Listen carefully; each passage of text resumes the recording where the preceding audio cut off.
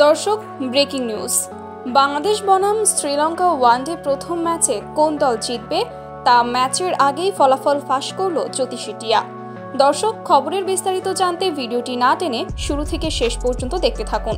দর্শক, এই জ্যোতিষী টিয়ার সামনে বাংলাদেশ ও শ্রীলঙ্কার পতাকা রাখা হলে জ্যোতিষী টিয়া শ্রীলঙ্কার পতাকাটি ওঠায়।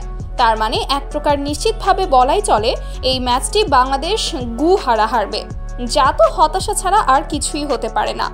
তার কারণ লঙ্কানদের বিপক্ষে সর্বশেষ 10টি ওয়ানডে ম্যাচের মধ্যে 5টি ম্যাচ জিতে সমতায় আছে বাংলাদেশ।